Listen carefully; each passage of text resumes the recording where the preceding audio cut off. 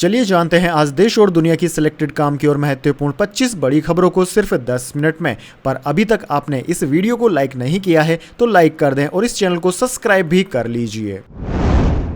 मोदी बोले, कांग्रेस को जम्मू कश्मीर से 370 हटने का दर्द, कश्मीर की चर्चा उसे पसंद नहीं, केंद्रीय एजेंसियों पर टीएमसी करवा रही हमले। जी हां दोस्तों, प्रधानमंत्री मोदी ने रविवार को बिहार के नवादा में रैली की और दोपहर 2:30 बजे पश्चिम बंगाल के जलपाईगुड़ी पहुंच गए। यहां उन्होंने एक जनसभा को संबोधित किया। 30 मिनट की स्पीच में प्रधानमंत्री ने टीएमसी, कांग्रेस और भ्रष्टाचारियों पर निशाना साधा। मोदी ने खड़गे के कश्मीर को लेकर दिए गए बयान का भी जवाब दिया। प्रधानमंत्री मोदी ने कहा कि कांग्रेस अध्यक्ष ने कहा है कि मोदी दूसरे राज्यों में कश्मीर की बातें क्यों करते हैं।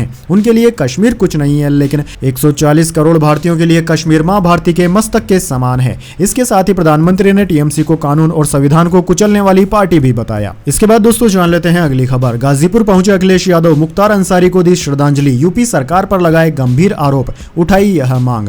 जी हां दोस्तों, समाजवादी पार्टी के राष्ट्रीय अध्यक्ष अखिलेश यादव मुख्तार अंसारी के पैतृक आवास मोहम्मदाबाद पहुंचे। इस दौरान उन्होंने मुख्तार अंसारी के परिजनों से मिलकर शोक संवेदना व्यक्त की। अखिलेश यादव की ओर से यह भी संभावना जताई जा रही थी कि वह मुख्तार अंसारी की कब्र पर फूल चढ़ाकर श्रद्धांजलि अर्पित कर सकते हैं, लेकिन वह कालीबाग कब्रिस्तान नहीं गए जहां मुख्तार अंसारी को दफनाया गया था। इसी बीच दोस्तों अखिलेश यादव ने मुख्तार अंसारी के कस्टडी के दौरान डेथ को लेकर सरकार पर सवाल खड़े किए। अखिलेश ने कहा कि मुख्तार अंसारी की मौत को लेकर जो कुछ भी हुआ वह सवाल खड़े करता है। इन सवालों का जवाब सरकार के पास नहीं है। अखिलेश यादव ने वर्तमान की सरकार पर सियासी हमला बोलते हुए कहा कि सरकार भेदभावपूर्ण रवैया अपना रही है। हिरासत में मौत के मामले में यूपी अन्य प्रदेशों से आगे निकलने की रेस में लग गया है। चलिए दोस्तों जान लेते हैं इसके बाद अगली खबर। बिहार में प्रधानमंत्री बोले, इंडी गठबंधन ने गारंटी को गुनाह बनाया। नवादा में कहा, भारत को आंख दिखाने वाले आज आटे के लिए तरस रहे। दरअसल दोस्तों लोकसभा चुनाव के लिए प्रधानमंत्री जगह जगह रैली का आयोजन कर रहे हैं। प्रधानमंत्री मोदी ने रविवार को बिहार के नवादा में जनसभा को संबोधित किया। 30 मिनट की अपनी स्पीच में प्रधानमंत्री ने इंडिया गठबंधन, राम मंदिर, टुकड़े टुकड़े गैंग, जंगल राज और 3 तलाक जैसे मुद्दों पर बात रखी। प्रधानमंत्री ने कहा कि इंडिया गठबंधन कहता है कि मोदी की गारंटी गैरकानूनी है, इसे बंद कर देना चाहिए। उन्होंने गारंटी को गुनाह बता दिया है। उन्होंने कहा कि 370 और 3 तलाक खत्म करना गलत था। इसके साथ ही प्रधानमंत्री ने अपने भाषण के दौरान कहा कि भारत को आंख दिखाने वाले आज आटे के लिए तरस रहे हैं। उनका सीधा मतलब पाकिस्तान की ओर था, जहां पर जमकर भुखमरी मची हुई है। चलिए दोस्तों जान लेते हैं इसके बाद अगली खबर। गुजरात यूनिवर्सिटी ने 7 विदेशी स्टूडेंट्स को हॉस्टल छोड़ने को कहा। नमाज विवाद के बाद एक्शन, पढ़ाई पूरी होने के बाद भी लंबे समय से रुके हुए थे। जी हां दोस्तों, अहमदाबाद में स्थित गुजरात यूनिवर्सिटी प्रशासन ने उन 7 पूर्व छात्रों को हॉस्टल से जाने के लिए कहा है जो पढ़ाई पूरी होने के बाद भी हॉस्टल में ठहरे हुए थे।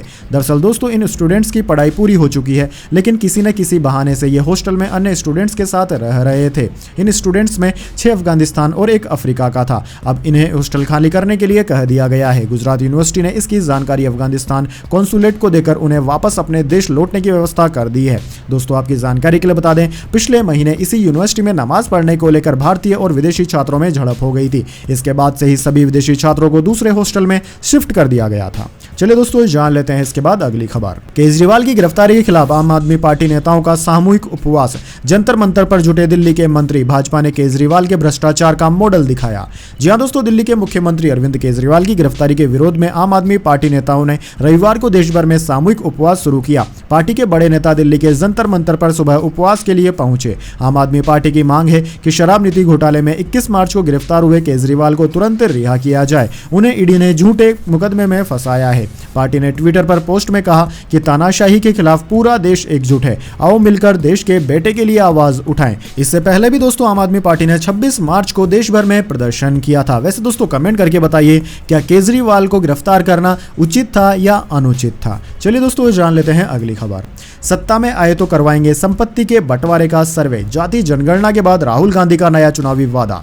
जी हां दोस्तों, कांग्रेस नेता राहुल गांधी ने तेलंगाना में एक चुनावी रैली को संबोधित करते हुए पार्टी के जितनी आबादी उतना हक नारे का जिक्र करते हुए कहा कि अगर कांग्रेस सत्ता में आई तो यह पता लगाने के लिए एक वित्तीय और संस्थागत सर्वेक्षण करवाएगी कि देश की अधिकतर संपत्तियों पर किसका नियंत्रण है। कांग्रेस का घोषणा पत्र जारी करने के बाद हैदराबाद में एक सार्वजनिक रैली को संबोधित करते हुए राहुल गांधी ने कहा कि अगर पार्टी सत्ता में आई तो राष्ट्रीय व्यापी जाति जनगणना के अलावा वेल्थ सर्वे यानी कि संपत्ति के बंटवारे का सर्वेक्षण कराया जाएगा। यह हमारा वादा है। उन्होंने कहा कि हम पहले यह निर्धारित करने के लिए एक राष्ट्रव्यापी जाति जनगणना करेंगे कि कितने लोग अन्य पिछड़ा वर्ग यानी कि ओबीसी, कितने एससी, कितने एसटी और कितने अल्पसंख्यक समुदाय में आते हैं।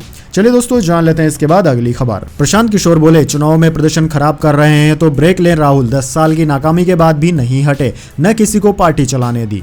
जी हां दोस्तों, 2024 लोकसभा चुनाव में अगर कांग्रेस को उम्मीद के अनुसार नतीजे नहीं मिलते हैं तो राहुल गांधी को राजनीति से ब्रेक लेने पर विचार करना चाहिए। दरअसल दोस्तों यह बात रणनीतिकार प्रशांत किशोर ने न्यूज एजेंसी पीटीआई को दिए एक इंटरव्यू में कही है। प्रशांत किशोर ने कहा है कि राहुल गांधी कांग्रेस को जिताने के लिए पिछले 10 साल से असफल प्रयास कर रहे हैं। इसके बावजूद वे राजनीति से अलग नहीं हुए और न ही किसी और को पार्टी का चेहरा बनना दिया। मेरी नजर में यह लोकतांत्रिक नहीं है। वैसे दोस्तों इस बारे में आपके क्या विचार है? क्या कांग्रेस को राहुल गांधी के अलावा किसी दूसरे के ऊपर विश्वास करना चाहिए या फिर राहुल गांधी को अपने आप ही कांग्रेस का अध्यक्ष पद या मुख्य चेहरा छोड़ देना चाहिए? क्या विचार है आपके कमेंट बॉक्स में जरूर लिखें।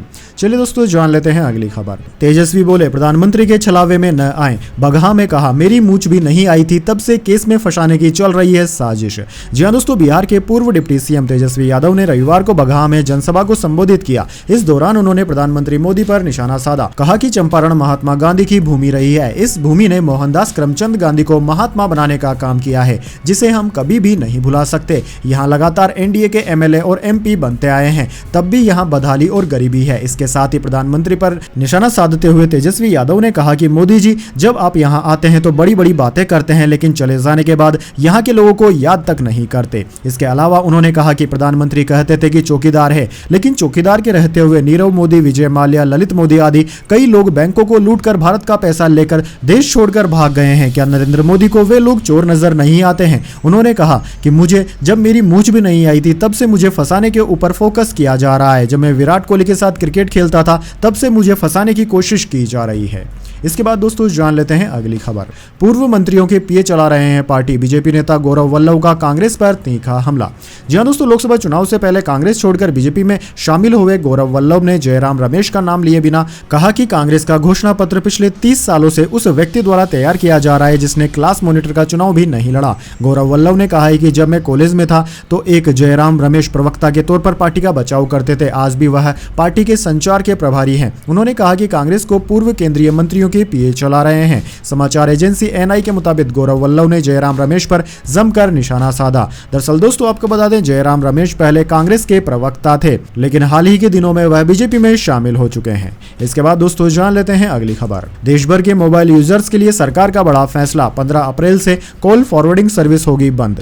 जी हां दोस्तों, देश में ऑनलाइन फ्रॉड के मामले लगातार बढ़ते जा रहे हैं, लेकिन अब सरकार ने तेजी से बढ़ रहे ऑनलाइन फ्रॉड से निपटने के लिए एक बड़ा फैसला किया है। दरअसल दोस्तों टेलीकॉम डिपार्टमेंट ने एयरटेल और जियो सहित सभी टेलीकॉम कंपनियों को यूएसएसडी कोड्स का इस्तेमाल कर कॉल फॉरवर्डिंग को बंद करने का आदेश दिया है। इस आदेश के तहत 15 अप्रैल 2024 के बाद आपके स्मार्टफोन में कॉल फॉरवर्डिंग सर्विस बंद हो जाएगी। चलिए दोस्तों जान लेते हैं इसके बाद अगली खबर। देश भर में पेट्रोल डीजल की नई कीमतें हुई जारी। जान लीजिए कहां है कितने दाम। जी हां दोस्तों, पेट्रोल और डीजल की कीमतें आपको जानना जरूरी है, क्योंकि दोस्तों आपके भी दैनिक जीवन में पेट्रोल डीजल की कीमतों का बहुत योगदान है। इसी से हमारी महंगाई बढ़ती और घटती है। तो जान लेते हैं प्रमुख महानगरों में क्या है पेट्रोल डीजल के दाम। बात करते हैं दिल्ली की, तो दिल्ली में पेट्रोल की कीमत 94 रुपए 72 पैसे प्रति लीटर है, जबकि डीजल 87 रुपए 62 पैसे प्रति लीटर है। मुंबई में पेट्रोल 104 रुपए 21 पैसे प्रति लीटर, डीजल 92 रुपए 15 पैसे प्रति लीटर। कोलकाता में पेट्रोल की कीमत 103.94 रुपए है, जबकि डीजल की कीमत 90.76 रुपए प्रति लीटर है। बात करें चेन्नई की, तो चेन्नई में पेट्रोल की कीमत 100 रुपए 75 पैसे और डीजल की कीमत 92 रुपए 34 पैसे प्रति लीटर बिक रहा है। इसके बाद दोस्तों जान लेते हैं अगली खबर। सोनीपत में बीजेपी प्रत्याशी मोहनलाल का विरोध। किसानों समर्थकों में काफी देर रही तनातनी। चौपाल में बोलने से रोका, वापस जाओ के नारे लगे। जी हां दोस्तों, हरियाणा के सोनीपत के भाजपा प्रत्याशी मोहनलाल बडोली को रविवार को रोहणा गांव में विरोध का सामना करना पड़ा। किसानों ने गांव में उनको काले झंडे दिखाए। बाद में चौपाल में चल रहे कार्यक्रम में भी उनको भाग लेने से रोक दिया गया। हालांकि दोस्तों इस दौरान ग्रामीणों और मोहनलाल समर्थकों में झड़प भी हुई। किसानों के जाने के बाद ही भाजपा प्रत्याशी चौपाल में ग्रामीणों को संबोधित कर सके। इससे पहले काफी देर तक यहां तनातनी का माहौल रहा। चलिए दोस्तों जान लेते हैं इसके बाद अगली खबर। कश्मीर के अनंतनाग से चुनाव लड़ेगी महबूबा मुफ्ती, गुलाम नबी आजाद से सीधा मुकाबला। जी हां दोस्तों, जम्मू कश्मीर में गुपकार अलायंस अब पूरी तरह खत्म हो चुका है। 2019 में बने गुपकार गठबंधन के दो प्रमुख दल नेशनल कॉन्फ्रेंस और पीडीपी कश्मीर की 3 लोकसभा सीटों पर अपने अपने उम्मीदवार उतार चुकी है। इसी क्रम में पीपल डेमोक्रेटिक पार्टी पीडीपी ने फैसला लिया है कि अनंतनाग राजौरी लोकसभा सीट से पार्टी की प्रमुख और पूर्व सीएम महबूबा मुफ्ती चुनाव लड़ेगी। महबूबा मुफ्ती पहले भी अनंतनाग से सांसद रह चुकी है। जम्मू कश्मीर के एक और पूर्व मुख्यमंत्री और कांग्रेस से निकले नेता गुलाम नबी आजाद भी अनंतनाग लोकसभा सीट से ही चुनाव लड़ रहे हैं। पीडीपी ने श्रीनगर से युवा नेता मोहम्मद वहीद पारा और बारामूला से बायज अहमद भट्ट को चुनाव लड़ाने का फैसला किया है।